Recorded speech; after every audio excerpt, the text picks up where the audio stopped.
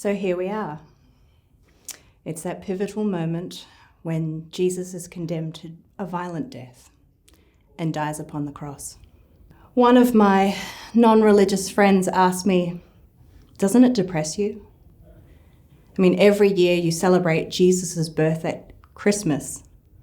Then a couple of months later, he's an adult and you're killing him off for Easter. Doesn't that depress you?" She said, "I'd be depressed if I had to relive that trauma every year." So that's fair. Well, no, it doesn't depress me, because death isn't the end of the Easter story. Easter is life after death, the resurrection, the miraculous, the Alpha and Omega, the beginning and the end, a complete and eternal cycle. There is death, yes, but there is also hope, eternal hope in the resurrection. I have been attending and involved in the Stations of the Cross, both Catholic and ecumenical, and through school paraliturgies for as long as I can remember. Even as a preschooler, I can't think of a time when we haven't celebrated the fast of Good Friday or remembered our Lord's Passion. We were always encouraged to participate in what we once called the Passion plays. For many years, I was chosen to play Mary, the Mother of God. I don't ever remember volunteering or auditioning for that role. It was just expected that, yes, Kathleen will play Mary, and I would. I would dress up to what we believed Mary to look like, and I would follow the procession around as my son, the Son of God, Jesus, was condemned to death, tortured to death. So children learn through play, and psychologically having that responsibility and learning about life and death and faith through dramatization at a young age can be beneficial and, well, damaging.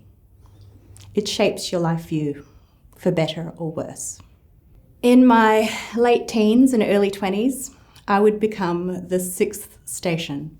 So Veronica wipes the face of Jesus. And that for me was always more practical. Not that being a mother isn't practical. I mean, mothers are some of the most practical people I know. But having lost my eldest brother when I was quite young, and he being in his early 20s when he died, a mother's sorrow at the loss of a child is no plaything. It's no act. And watching my mum grieve for over 30 years, the pain never lessens and it never goes away. There are only a handful of strong female leads in the Passion narrative. And although the reading of the sixth station would begin with the lines, "Veronica reminds us of our tempestuous youth," I never quite understood that phrasing, which is why I remember it. For me, Veronica was and is the hands of us all. What can I do? How can I help? I can't stop this from happening, but I can care for him in this moment, in what I have with me. On me, I will take my scarf and I will wipe the blood and the sweat from his face. It is spontaneous. It is courageous and generous.